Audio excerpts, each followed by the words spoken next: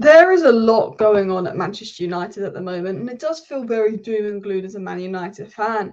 Antony's situation getting worse, the Sancho leaks, the Ten Hag leaks, player injuries. It feels like everything's kind of doom and gloom. It feels like end the season now, but in fact, we're all simply overreacting. We've got Mainoo back from injury soon. We've got Amrabat who's going to return soon, and injury is just a precaution, it's not serious. But we saw a very promising debut from Rasmus Hojlund, who also had a very good game for Denmark last night. And when you actually look at the situation, the additions of Hojlund, Amrabat, and of course Mainoo is really going to elevate Man United. You know, when players come back from injury, when we have a full strength squad, really going to go up a level. And this video is mostly going to speak about this guy, Rasmus Hojlund. We're going to analyse and get into some statistics and some footage from his debut versus Arsenal and his Denmark performance. We're going to talk about why Rasmus Hojlund could be absolutely game-changing for Manchester United, but also about Mainoo and Amrabat and how we've actually got a few positive things to look forward. So I just wanted to get this first picture up on the screen because Rasmus Hojlund, at 20 years of age, is 6'3". He's an absolute giant. He's so physically good. And we see that Erling Haaland causes defenders a lot of problems due to his physicality. And Hojlund's a bit like Erling Haaland in the way that he's built, but also, you know, for a player that's 6'3", Hojlund's incredibly mobile, incredibly quick. And one of the first things that I noticed from Hojlund's debut was how physical he was with someone like Gabriel, who's Arsenal's most physical centre-back, how many problems he caused because he can hold the ball. You know, you've got an absolute monster in terms of being 6'3" in Rasmus Hojlund, a guy that is quick, that is rapid, that is intelligent, with technical abilities despite his build. We've got an absolute physical, proper, old-fashioned striker in Hojlund. Well, actually more of a modern striker. But I wanted to talk about Hojlund's debut. We obviously saw in the Arsenal game a few promising things from Rasmus Hojlund. We saw that, you know, he had 10 touches, 2 passes and 1 shot in 23 minutes. But I don't think this really tells the whole story about Rasmus Hojlund and his debut. Rasmus Hojlund became a focal point for United. You know, when we couldn't build out from the back, there was kind of no one to pass to, and Onana was kind of hitting and hoping the ball up the pitch. Rasmus Hojlund is there to win the ball up the pitch, to make things happen. He wins the ball up the pitch, he fights the ball with Gabriel, he wins us a throw and he regains us possession higher up the pitch. He's using his body physically to hold up the ball when he wins the ball and play it onto Rashford. And then I think one of our opportunities that actually happened in that second half was Hojlund holding up the ball, playing it onto Bruno, playing it onto Rashford, created an opportunity. We're going to get into all the things that Hojlund actually curated at Manchester United, but I bookmarked a few things that I thought was interesting. Hojlund's got 6 goals at the Euro qualifiers. He's been absolutely killing it for Denmark. But I saw a very good thing here, and basically Ten Hag wants to be a counter-pressing side. And if you look at the statistic here, Manchester United have won possession more than any other team in the final third, and Rasmus Hojlund's going to add to that. Rasmus Hojlund is a player that will do everything that Erik Ten Hag is going to ask him to do. But more importantly, I want to get into a little bit of analysis on Rasmus Hojlund and, of course, his debut versus Arsenal.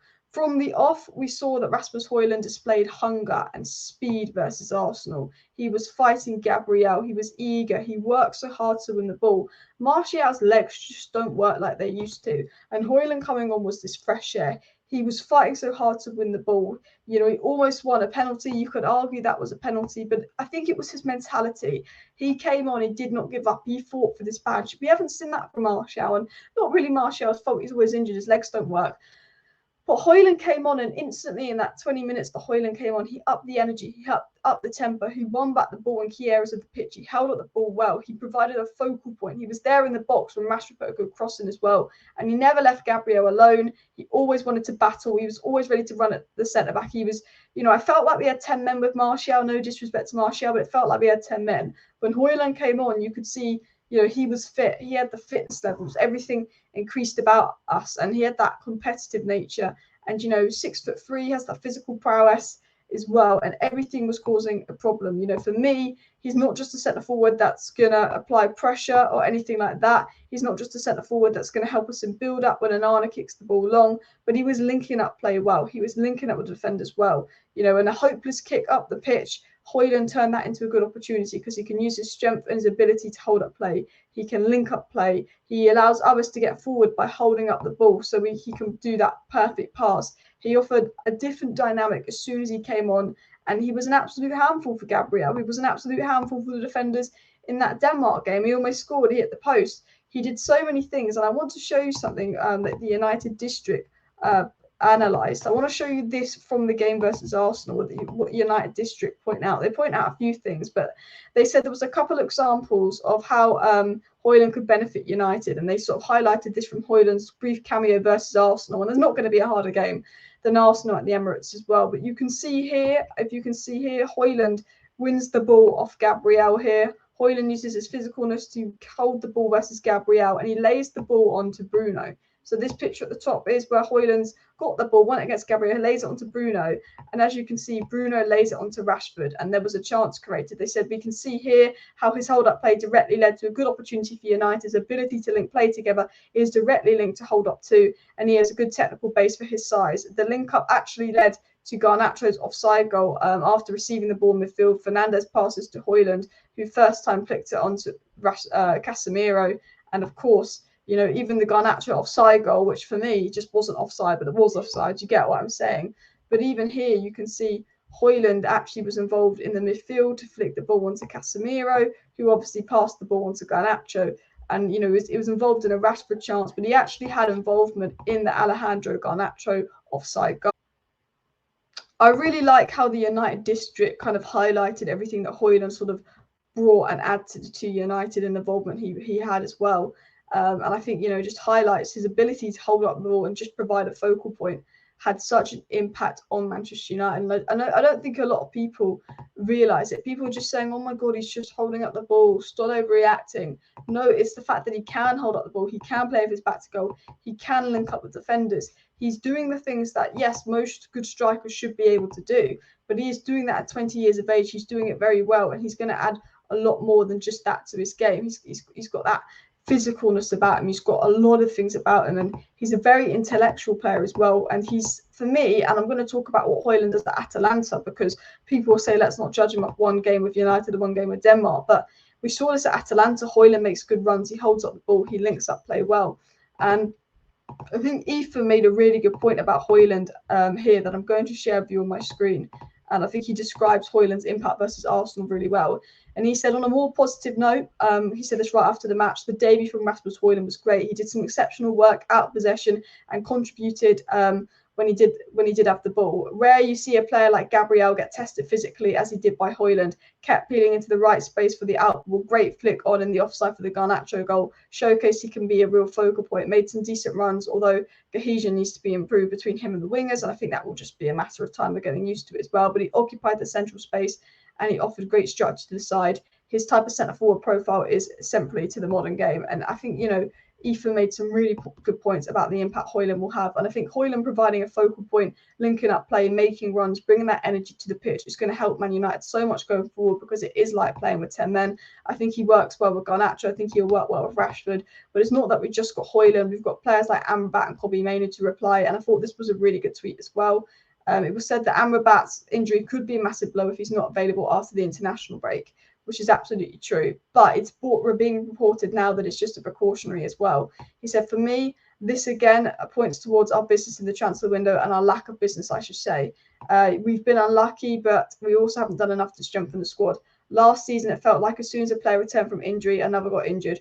We've never really had a fully fit squad, and these days you rarely ever do, especially with the amount of games being played, emphasising the importance of bringing in more players. We need another centre-back, need another midfielder, even on top of Amrabat and Mount, with Fred leaving. Looks like we need another centre-forward with Rashford's dislike to playing there, as well as Martial's physical issues. Hopefully it's nothing too serious with Amrabat, though, but in general, very worrying how weak we are in terms of squad depth and all of that as well. And that is the worrying thing at United, is the squad depth.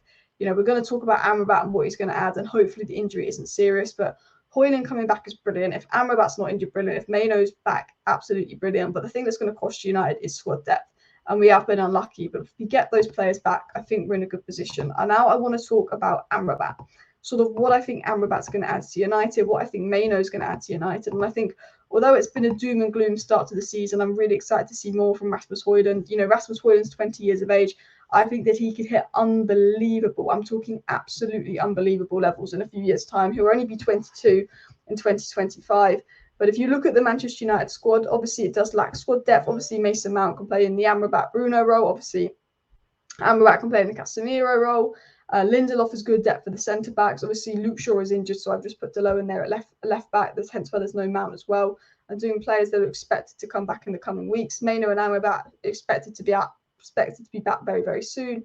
But the squad depth at United isn't particularly the best at the moment. Delo's doing a good job at left back, but Wan-Bissaka is good, doing a good job at right back. But Martinez and Varane have had injuries. But I generally believe having someone like Amrabat to play next to Casemiro will solve a lot of midfield issues. The fact that Amrabat can be back up and cover to Casemiro, can avoid fatigue to Casemiro and maybe get the best out of Casemiro, I think that will massively improve us.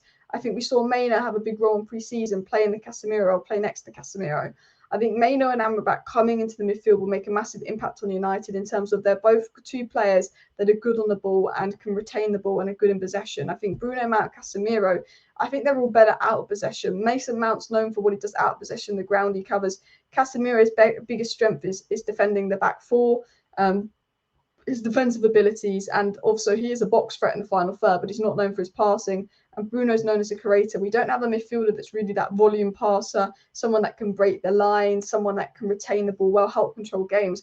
But Amrabat and Kobbie Mainoo do have those technical qualities to do that. And I think, Hojlund coming in will improve us in attack. He'll add more energy. He'll be that focal point. But I think we're going to create more just from him holding up the ball and allowing time for Rashford and Garnacho to make those runs. I think the Hojlund's going to be great in attack, but I also think the control that Amrabat and Mainoo will give us will be massive in the midfield. I think Amrabat being able to cover Casemiro so we get the best out of him will also be good, because I think Casemiro will suffer from fatigue. And I think the fact that Amrabat is good on the ball, I think he's in the 99th percentile for passes forward. He can pass the ball forward. He's also good at defending the back four. He's good at carrying the ball forward. He's good at switching plays. A great passer. Mainoo is technically good. Great passer, can bring the ball forward. They have good control stats in terms of ball retention, ball progression. I actually think, as negative as things have been at United, and I actually look at the squad that we have, and if everybody is fit or becomes fit, I think we're in a good position. And no doubt I wanted to show you that tweet earlier to say, look, we haven't got enough depth. As soon as one player gets injured, another player gets injured. The lack of depth is worrying at United. But I actually think there is a good core to the squad, and it's just all about injuries and more. So I just wanted to do more of a positive video, rounding up what I think Rasmus Hojlund's going to bring to United, as well as the return of Amrabat and Mainoo. Please do smash that like button. Of course, subscribe down below if you're new. I will be back live at 6:30 tonight. Thank you for watching, and bye.